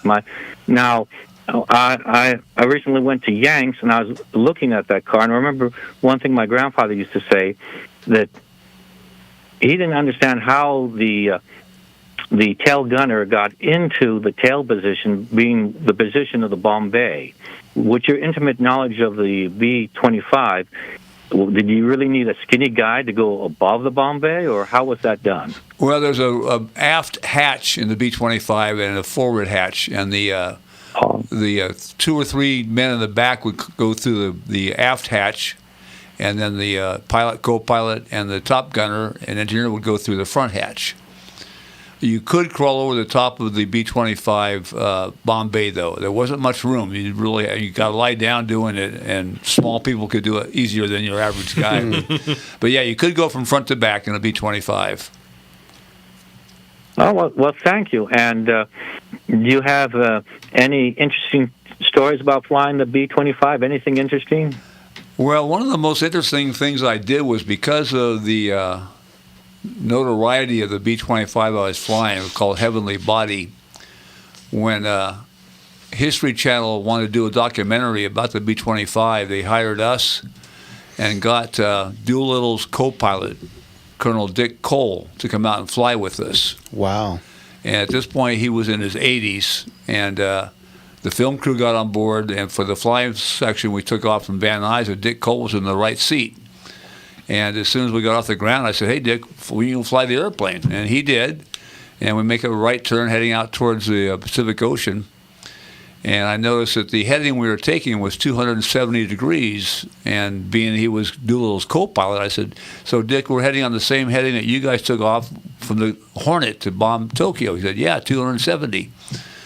And I'm thinking, this is kind of cool. I said, "Well, Dick, if we kept on this heading, we'd go to Hawaii." He's 84 years old, hadn't been in the B-25 for 50 years, and he looked right at the fuel gauge and said, "No, we wouldn't make it." So he was a sharp blow. That was a fun airplane to fly, and because of flying it, I got to meet people like Dick Cole. I met Jimmy Doolittle, Jimmy Stewart. Wow. I mean, the list goes on and on of who's who in World War II aviation. That's pretty amazing. Oh, I have one more question. Real quick, Sean. We're running out of time. Go ahead. This is from Jeff. In 1969, did the Republic of El Salvador recruit you as a P-51 pilot to fight against the Hondurans? They couldn't have paid me enough to do that. But no, I was not there. All right, Sean. Thanks for the call. We'll talk to you God later. bless you. Bye-bye. Wow. You got to meet Jimmy Doolittle. Yeah. Wow. That's impressive. Yeah. We have celebrities meeting. Man, I tell you what, between the two of them, I holy know. cow. Really quick, explain who Jimmy Doolittle is to those that sadly don't know. Okay, after World War II got sucked into World War II because of the Japanese attack on Pearl Harbor, President Roosevelt and his staff wanted to strike back at Japan as soon as possible. They conceived this raid using the Navy USS Hornet aircraft carrier and Army B-25 missile bombers to raid Tokyo. And so they got the crews trained on making short field takeoffs from the carrier. And in April of 1942, not even 6 months after the war had started, they sailed out of San Francisco and went down across the Pacific and launched about 500 miles off the coast of Japan and bombed Tokyo, and then the aircraft flew on to China. But the surprise of the attack completely changed the Japanese offensive in the Pacific. They had to then spend more time defending the home island. So it was a very significant raid, and Jimmy Doolittle had been selected to lead that raid, and he was quite the guy. And they pretty much all knew they didn't have enough gas to get back. No. So it was just kind of like go. One way trip. Yeah, sure. they all pretty much knew that this is probably going to be it, and they did it anyway. Yeah.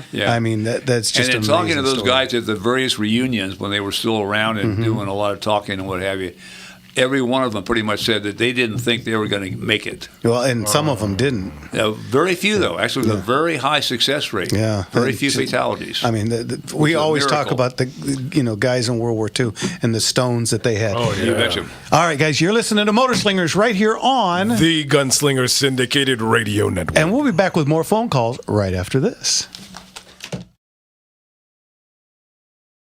Look at that. On the restroom? Yeah. I'll go on the way out. Okay.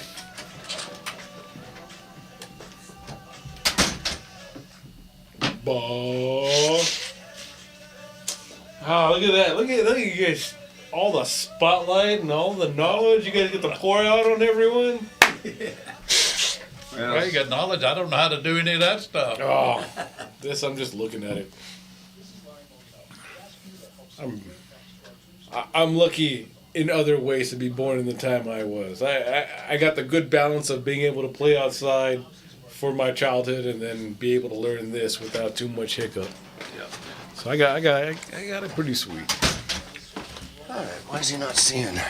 Huh. Yeah. Yeah, we could fix this. Yeah. I can fix anything. Yeah, that's the tip. If I know there's an issue, I can fix anything.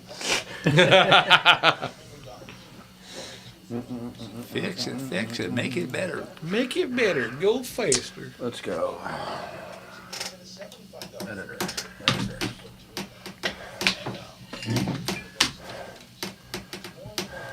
We don't need the amount of time that they've been on. 866-870-5257. 5257. Is that right? 5257. 5752. 52. There we go.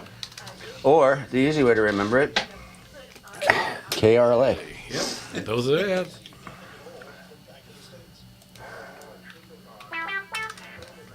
Excuse me. The taco I had earlier. I wish I could fart that with it. All right. Now he'll be happy. He can see topics. You're a smart man. That's all the years working with you down at KBC that made me smart. Hey, look at that. See, it's one big happy family. Yeah. Display settings were off. That's why you weren't seeing topics. What's that? Your display settings were off, so that's why you weren't seeing the topics. Oh, gotcha. Got it Okay. now? Beata. Kept it I big. see. I see it now. Thank you, sir. Well, let's see. We got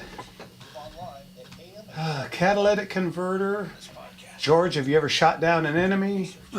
Tom's got a sticking valve, and Mike has a question for Leon. We're gonna have to zip through these ones pretty quick. This is the last half hour, guys. Yeah. Yeah. Jeez, last half hour. I want to stay over then.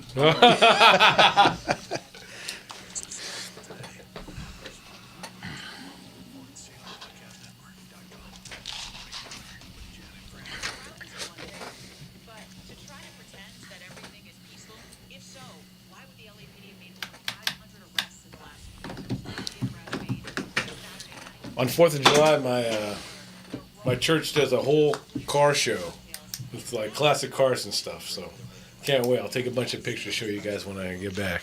Yeah, it's really cool. They have You want to borrow one? take one there. Me, I mean, I should have some friends there because it's big. I mean, everyone there. My Bible study is called Hot Rod Bible Study. So we're in a garage. Wow. With hot rods around us, and it's really cool.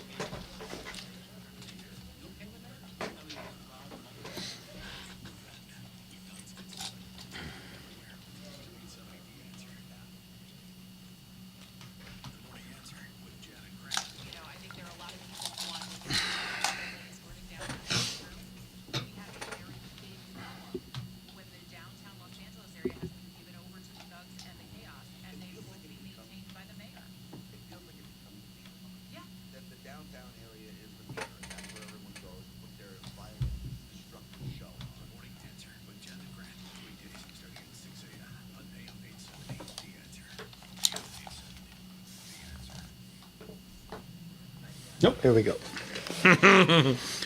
My 409, she's real fine. My 409, my 409. Well, I saved my pennies and I saved my dimes. Giddy up, 409. Before I knew there would be a time. Giddy up, 409. When I would buy a brand new 409. Welcome back, everybody, to Motor Slingers right here on the Gunslinger Syndicated. My first race boat, I had a 409 in it blown. No kidding. Wow. That is such a cool motor. I absolutely love the heads. The head. Yeah, you know a 409 just like that. And speaking of, let's get back to Tom in Temecula, who's got a question about sticking valve. Tom, what's going on? Hey. Back on the Packard question again. Right. Far be it from me to suggest any fixes to the Motorman, but I'm curious as to why on that engine you couldn't just bring it to top dead center with a wrench on the front of the crank, put an air chuck in the plug hole, and pressurize it with a compressor. And if the air comes out of the exhaust, it's your exhaust valve. If it comes out of the carburetor, it's your intake valve. Wouldn't that work on that engine? Well, he's doing it in his backyard. No, he's got to go to a shop to do that. So where you can put a compressor into the cylinder. You're absolutely right. Yeah. But you can't do it at home. You know, and I was giving him home tips. Yeah, he said he didn't know anything about cars at all. So. Yeah, but his roommate does. And I thought everybody had a compressor. I've got 3 or 4. Then he has to have a special spark plug converted over to where you can put the air hose connect to it. Got one. Yeah, there you go. I got them in my toolbox now. Well, there you go. So, Robert, come on over to Tom's gonna house say, down yeah. in Temecula. He seemed to know that it already was stuck valves so somewhere, and he didn't know where his intake or exhaust. That's why I told him pull the side cover off and look at that. I've never had an engine with a side cover that would come off. Unless you blew it off. Yeah, and usually with Leon offering $500, and I'd kick in an extra $250, but we didn't even make him an offer, did we? No, even do it. All right, Tom, thanks for the call. All right, Bye-bye. thank you, guys. You again, Tom. Okay, let's jump over. You know what? We haven't heard from her in a long time. Let's Antoinette over in Sunset Beach. How are you, Antoinette? Antoinette. Hey, hi guys. How's it going? Good. How about you? Hey, Antoinette. Great hearing from you. There. This is exciting. Guns, planes, and cars. And Leon, I miss you Sunday mornings. Of course, on the radio. I miss you too. Believe me, I really do. I miss all my listeners, and like I said earlier, they're all my friends. They weren't listeners. Leon, I have a car question. A dear friend left me a cute little thing. It's a Saturn, 2004. It just moved over to 150,000 miles, original miles. And I understand, because I have the catalytic converter, there's a lubricant called Seafoam. I'm afraid to put it in the car, but I've heard it will clean up and save that catalytic converter. What's your thought on that lubricant for cleaning up the catalytic converter? That's my question. Well, I'm not sure about anything about putting in. Sometimes I do more damage putting in stuff to clean out a catalytic converter. Because catalytic converters work off of heat. They get hot, and it burns the excess fuel, is what a catalytic converter does. Burns on burn. For every 10 gallons of gasoline a car burns, 1 gallon goes out unburned. For years, that was their motto. And so the catalytic converter does that, so it burns the fuel in itself. You start putting chemicals in there, and it doesn't agree. It can destroy that, where you got to buy a new catalytic converter. And they ain't cheap. So what's your suggestion? Nothing then at all? Are you having any problem? No. Don't look for problems. That's what people. No. If it ain't broke, don't fix it. That's right.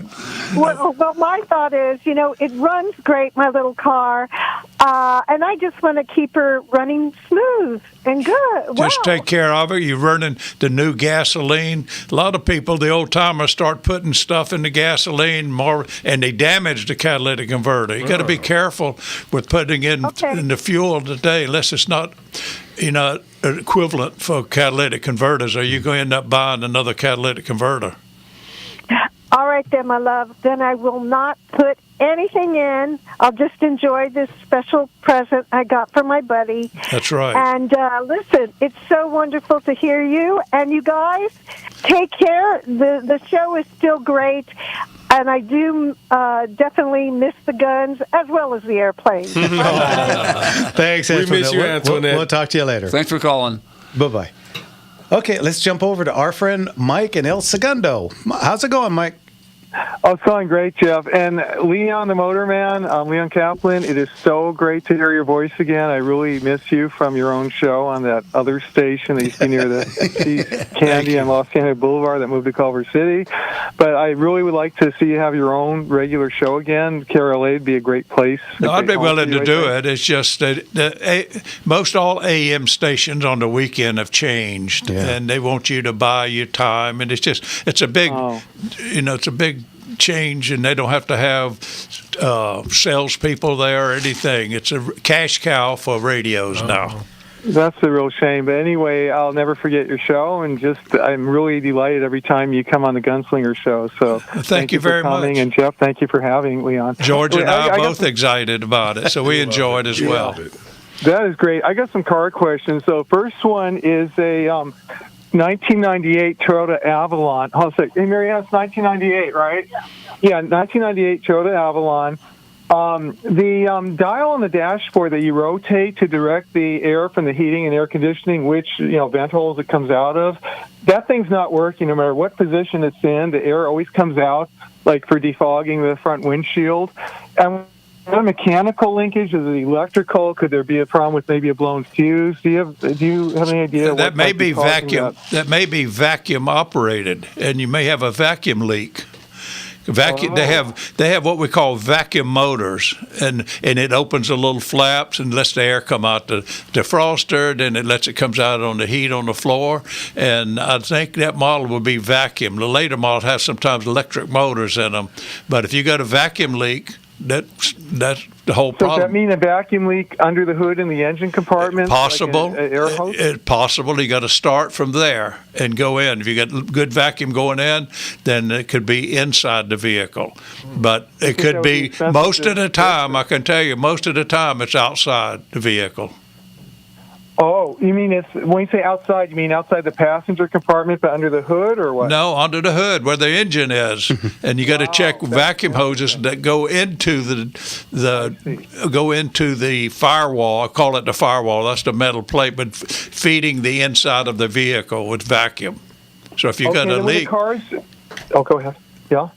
If you got a vacuum leak out there, that'll solve all the problem. The heater won't work. Mm-hmm. Oh, so it may be real easy to fix then. Wow. Sure. Okay, and then the shifter, when we put it in drive, the light, just for the D for drive, does not come on. The lights above it come on, the lights below it come on. So it seems weird that maybe there's one light bulb for each What position. light? Well, I don't follow. What light you talking about? This is the same car. It's the indicator light for what gear you're in. So when you put in drive, the D letter the light does not come on behind it, but all the other letters, and for neutral or first gear 1, whatever, the light. Well, it may be a bad bulb or something in there. A little light bulb. Guess, yeah. Would that be easy for me to get into the dashboard and fix, or is it hard? It's hard to get in to get to those bulbs. Is it on the dash or on the console in the center? It's on the dashboard. Yeah, that's a little harder to get underneath the dash. I see. Okay, I wanted to ask you about 4-cylinder cars. Say buying a new car. Mike, last question because we got a bunch of more calls to get to. Go ahead. Can you just tell me if 4-cylinder cars are they like way too underpowered? Don't even think about it. No. Not turbocharged or anything. So something like the Nissan Altima, which is 4-cylinder, is that really just underpowered? Don't get one or what? Not the new ones. No, it's got plenty of power. Oh, really? Yes. Even without turbocharge? Yes, sir. Today's market, the way they built the engines today, it's got a lot of power. Unless you want a hot rod. I mean, it's not going to be a hot rod. No speed limit. No, don't need that. And then there's a little push button right in the rear of the selector that puts into like a sports shifter mode, sports shift points or something. And I was wondering, is that it all like harder on the transmission? Will that wear out your transmission? No, it's built for that. Okay. Mike, we got to go. We'll talk to you later. All right, thank you. Okay, thanks, Mike. God bless you. Let's jump over to Dave in Whittier. It never fails. We always get 1,000 calls right at the end. Go ahead, Dave. What can we do for you? Hey there. Several comments, but I'd like to thank your guest for his expertise. I was hoping that he would have a YouTube show, that you can do that. But I want to ask you a question, something I got in the email, and I had been concerned about, and that was these outrageous emissions regulations. They did they did this on all cars. You reach a certain mileage, and you're at risk because of the smog test. It's pretty rough on these old cars, and they will make you get a catalytic converter at some point, because of the mileage, and they'll say you can't pass until you do that. But the thing I got in the mail was about this bill that will it protect classic cars from all this stuff? And that's what it was suggesting. So what do you know about that? And I want to ask you guys, I sent you an email. Can you, and sing along with this? I sent an email, the happiest pop song on earth. It's Moonlight by the Starlight Vocal Band. You can do that. Did you get that email? I don't think we did, but... can you do that? I don't know what the question was. Well, he's asking about emissions on old cars, but I don't think you have to do that up to like 1976 or something, 78. It used to be 74, but... Yeah, 74. It's still 70. So anything prior to 1974, you don't have to do anything. They're exempt from all that crapola. See, the catalytic catalytic converter didn't come out to 75. So yeah, if you got that was a separate issue that I wanted to mention about how rough those smog tests are and what they tell you. Mm-hmm. Sometimes you can't have your car if at certain miles. But that's good news about those classic cars. Yeah, it's been that way for a long time. Dave, we're running out of time. We got to go. Thanks for the call. And you know what, Ryan, how much time we got left? Okay, let's jump to Oscar in Canyon Country. Oscar, what can we do for you? Good evening, Oscar. Yeah, I picked up my guns yesterday from the auction. Congrats. And my son-in-law's dying to try them out. Good. Super. Love to hear it. Yeah, and also, now, I heard you mention that, so it's 74, not 75, that's smog exempt on the older vehicles? Yeah, I think 74. 74. And my friend and I have talked about that, and, just all the stuff that they put into the cars now, all the electronics, basically you have to have a computer science degree to work on them. That's true. So, and the replacement it takes for getting the parts and stuff like that. So at least with the older ones, you can try, work on them also. And also, wasn't there... I remember another friend's dad talked back in the 80s about part of that problem with a lot of the cars running on the unleaded when they first started using them, that they were breaking down because it didn't have the lead to lubricate the engines. Lubricate the valves. The exhaust valve only. The main thing, it cooled the exhaust valve. It cushioned it. Now, is it? I think I'd read an article somewhere that is it the valves or was it the... I was thinking the piston rings that you had to change out so you'd be able to run your older cars on the unleaded and not having to use any of that lead substitute. No, it was the valves. Strictly it was the valves. Lubricate the valves when it seats down, and unleaded fuel burns hotter. Right. And so that's why it damages the valves. Okay, now do you switch to like a harder metal valve? They put a different valve seat in there where the valve comes down. You're talking about we're losing some of the people, but listeners, due to the fact that inside the engine you got an exhaust valve and it comes down and sits on a seat, and the seat was an iron seat originally, and then now if you're going to keep an engine, when you rebuild the engine, you put a steel seat in there, and that solves that problem. Okay. All right. Oscar, we're coming up on a break. We got to go. Thanks for the call. All right. And thanks Bye. for coming to the auction. We'll see you later. Absolutely. All right. We got one segment left, guys. Can't believe it. Fastest 2 hours on the week. Anywhere. All right, we still got Brent from L.A. and Edward in Riverside. We'll get to you guys right after this. You're listening to Motor Slingers right here on the Gunslinger Syndicated Radio Network. And we'll be right back.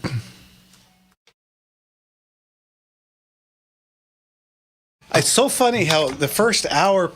It's like this for us. We get calls, but that's my El Camino. Oh, Kevin, put that back.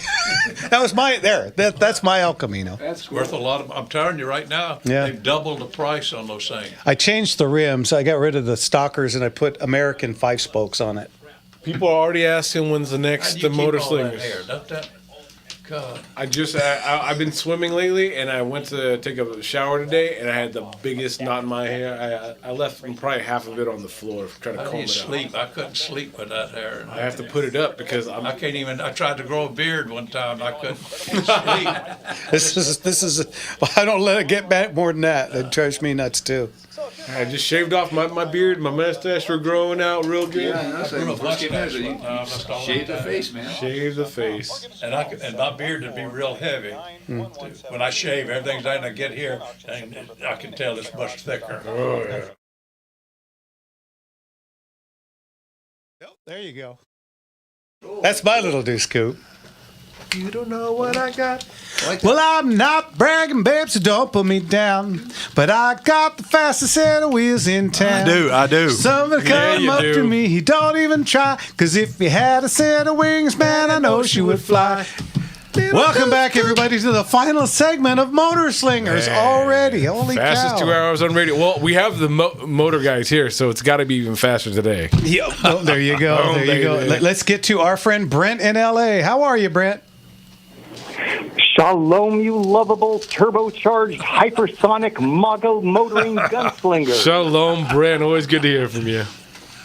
Yeah, and I've got questions for both legendary Leon and fearless flyboy George. And first, George, hey, how about King Trump's big, beautiful B-2s and their big, beautiful bunker busters all hitting perfect bullseyes from 6 miles high? Hey, now. That was a sweet mission, and that thing was planned down to the millisecond. And got to thank our military for pulling off a beautifully executed mission. Amen. A miraculous mission. And also, Leon, in addition to your wonderful 44-year radio show, I want to thank you for exposing the evil electric car industry. Well, in Larry Elder's new documentary.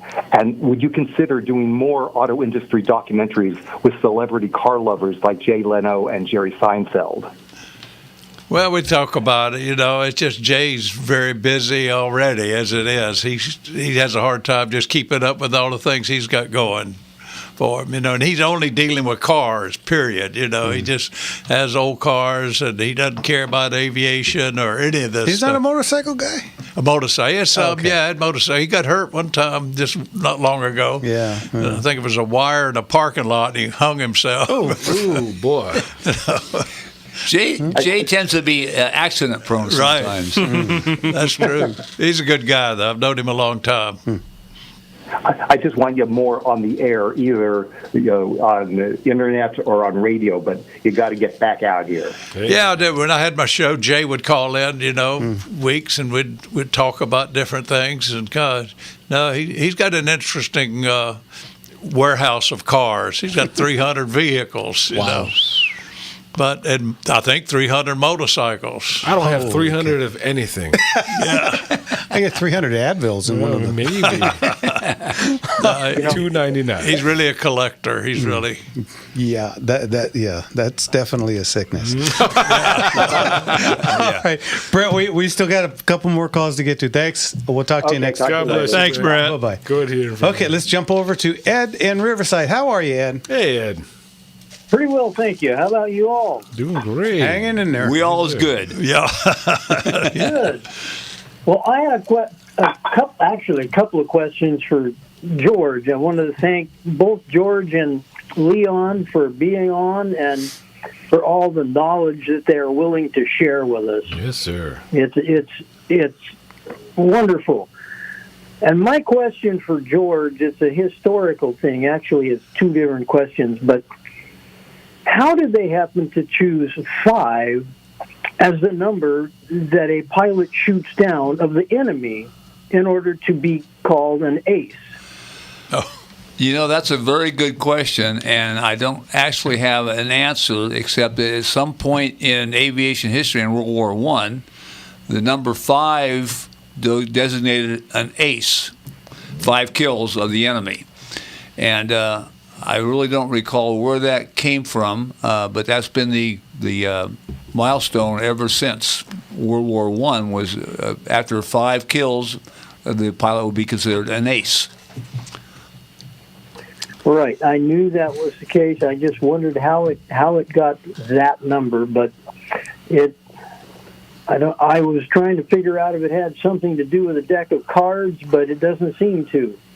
Yeah, I probably at one point in my career I probably knew that answer, but it's lost in the fog of history. Well, here's one you can probably answer. World War II saw our industry produce an amazing number of different types of aircraft. Do you know exactly how many we produced? During World War II? It's amazing. Considering how long it takes to bring one online now, and they brought in 4 or 5 years, they brought, 30 or 40 different types on. Well, I think the total number of aircraft built during World War II by the United States would probably be at least 250,000 aircraft. Wow. No, I'm talking about different models. Oh, well, of course, you had a mission need, and then you develop an airplane that would satisfy that requirement. I don't know how many we had in production during World War II. I doubt if we had more than 30 different aircraft, maybe 40. But it was the quantity of each like the B-17 and the B-24 were hugely produced aircraft of over 20,000 each. So it adds up. Wow. It does. Yeah, I looked at books of World War II aircraft, and how many different types here, and it was just a matter of months from conception to production, and they put them out there, and they all flew, and they did what they were supposed to. Well, that was the might of the American industry to produce all those aircraft that were all of very good design. So that's what really won the war, was our production capabilities. Yes. Okay, Ed, as always, thanks for the call. We're running out of time. We got to go. Okay. All right, Thank you very much. take care now.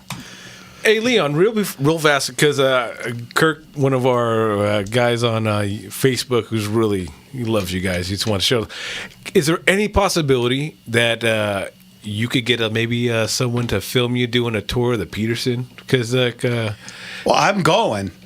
Because that'd be a huge. I think something as legendary as that, with a voice and a personality as legendary yourself. Boy, it changes all the time. It's the #1 automotive museum in the country. Well, maybe you should do a monthly visit there and give us all a tour. I'm on there. I'm a you member. give us a tour. I mean, I would love to see that. He's been promised me one for 6 years. I still ain't gone. Yeah. I haven't been there very often lately, but I need to go over there. They got a class now for kids, things of this nature, teaching kids in the automotive, and they've been wanting me to come over there and help them there. It's just get them to tape you up there and get a video out to show everyone how cool it is. Because watching you be there is like, Bruce Myers is a friend of mine, and he's just has been working very hard with the museum, and he's turned that into the most beautiful museum. Bruce Myers and myself and Mr. Peterson. Mr. Peterson came by my shop and picked me up to go over there, and it was Orbach's department store. Had been closed for years and years and years, and we opened the door, and cobwebs and everything else was in there, and people living in the parking structure. It was he said, "I'm gonna make a museum out of this. What do you think, Leon and Bruce?" And boy, don't ask me. I mean, right now that place is something, and it is one fantastic. Folks, if anything else I mentioned tonight, you need to go to the Peterson Automotive Museum. It is the most fabulous thing you'll ever see, and we call it a living museum, because if you go 1 month, most all museums, it's always the same. You go this month, you go there. Next month, it's a different thing with different cars, low riders, hot rods, motorcycles. It's constantly changing. They call it the living museum, and I mean what I say. It is something fabulous to see.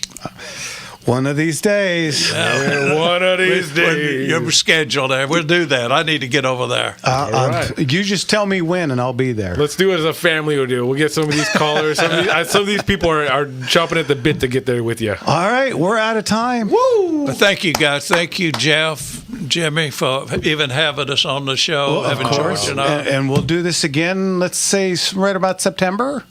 Is that too far away? Hope I'll be around at that time. We're getting you in soon. All right. Want to thank everybody for listening, everybody for calling in, everybody on the internet. Thank you very much. And folks, keep smiling. Keep smiling. It's just a little curve that sets a lot of things straight. Woo. All right. From the man himself. Have a great week, everyone. God bless you all. Thanks, guys. We'll see you next week. Thanks for the calls. Take care. Bye.